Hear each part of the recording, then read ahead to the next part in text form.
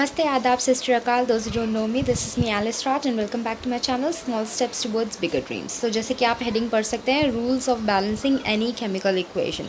तो सबसे पहले मैं केमिकल इक्वेशन आपको बैलेंस करना ज़रूर सिखाऊंगी और मैं सिर्फ एक दो केमिकल इक्वेशन से नहीं सिखाऊंगी, जैसे और वीडियोज़ में सिर्फ 2 सिखाते हैं, 5 सिखाते हैं या 6 पे वो लोग रुक जाते हैं। नहीं, मैं आपको टोटल 15 केमिकल इक्वेशंस सिखाऊंगी मेरे बच्चों, और with 15 chemical equations I am going to teach you 2 methods. Today I am going to talk about the first method and tomorrow I am going to post one more video और उसके बारे में मैं ABCD method बताऊंगी।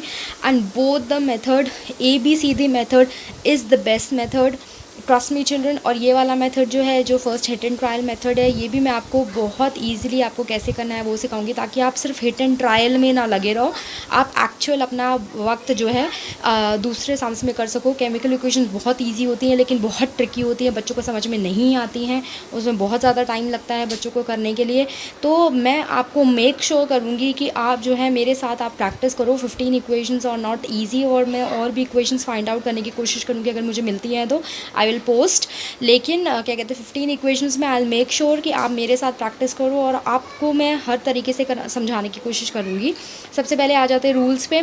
तो सबसे पहले number of atoms should be same on both sides, that is right and left side, reactant and product side. Okay, तो रिएक्टेंट कौन सी साइड है, प्रोडक्ट कौन सी साइड है, वो मैं आपको बताऊंगी जब मैं बोर्ड फ्लिप करूंगी, तब मैं आपको बताऊंगी। And I am really happy कि I have board right now, ताकि मैं आप लोगों को समझा सकूँ। It's better, it's more convenient. तो एटम्स हम लोग चिल्ड्रन नहीं चेंज कर सकते, ये सेम रहने ही रहने हैं। We can only change the coefficient. तो कोएफिशिएंट से मेरा क्या मतलब है? कोएफिशिएंट, अगर आपको कुछ वर्ड समझ में ही नहीं आ रहा, कुछ जैसे कोएफिशिएंट हो गया, सबस्क्रिप्ट आपको नहीं समझ में आ रहा है, तो I will try to explain. Even if you are not explaining after in this video, then jot it down in the comment section. मैं आपको पूरी इसकी डेफिनेशन भी आपको अच्छी तरीके से समझाऊंगी, ठीक है। तो कोएफिशिएंट चिल्ड्रन नंबर होता है इन फ्रंट, मतलब कुछ भी, जैसे अगर हम लोग H2O लिख रहे हैं और हमें H2O बैलेंस करना है, तो हम लोग H2O के आगे कोएफिशिएंट क्या होगा? 2। जैसे हमें 2 लगा के अगर हमारा H2O बैलेंस हो रहा है, तो ये 2 हमारा कोएफिशिएंट है। समझ में आया है चिल्ड्रन? है ना, this is coefficient, this is the number in front. जो भी है हम लोग सिर्फ इस के आगे, इस कंपाउंड के आगे हम लोग जो है वो नंबर लगा सकते हैं। इसका ये नंबर हम नहीं हटा सके, that is called subscript. Okay, तो यही है, वी कैन नॉट और we never change the number in back और सबस्क्रिप्ट। तो this is the number in back, right. Hydrogen के बैक में ये आता है, सल्फ़र ऑक्साइड के बैक में ये हमारा आता है 4 आता है, ठीक है ना। तो हम इसको चेंज नहीं कर सकते चिल्ड्रन, ठीक है, समझ में आया? This is called subscript. तो ये हम लोग कतई चेंज नहीं कर सकते, we can not and we never changes it. Okay, but हम लोग क्या चेंज कर सकते हैं? हम लोग ये चेंज कर सकते हैं, that's how we going to balance our chemical equations, right. और else how we going to balance the chemical equations? So this is the way to balance the chemical equation by changing the coefficients, that is number in front of any compound. समझ में आया children? चलो, if number is written in front, if there is no number if no number is written in front, we assume 1, ठीक है ना। अब जैसे अब इस H2O के आगे अगर कोई नंबर नहीं लिखा हुआ, ठीक है ना, अगर इसके आगे कोई नंबर नहीं लिखा हुआ, तो I am going to assume it 1, ठीक है ना। ये H2O जो पूरा है ये 1 है, समझ में आया children? I am going to assume it 1, मतलब इसमें क्या हो गया, इसके आगे अगर मैं नंबर लगा दूंगी, if I am going to place 2 over here, तो ये हाइड्रोजन कितना हो गया, फिर 4 हो गया, ठीक है ना, 2 × 2 क्योंकि हम मल्टीप्लाई करेंगे। और ऑक्सीजन कितना हो गया, हाइड्रोजन हो गया 4 और ऑक्सीजन हो गया 2, है ना। लेकिन अगर इसके आगे कोई भी नंबर नहीं है, तो हाइड्रोजन कितना है 2, हाइड्रोजन कितना है 2 और ऑक्सीजन कितना है 1। समझ में आया चिल्ड्रन? है ना। सो this is how it is done. अभी तुम्हारे को थोड़ा सा ट्रिकी लग रहा होगा, बट ये बस क्या कहते हैं रूल्स हैं, इनको आप एक बार लिख लो, जॉट इट डाउन कर लो।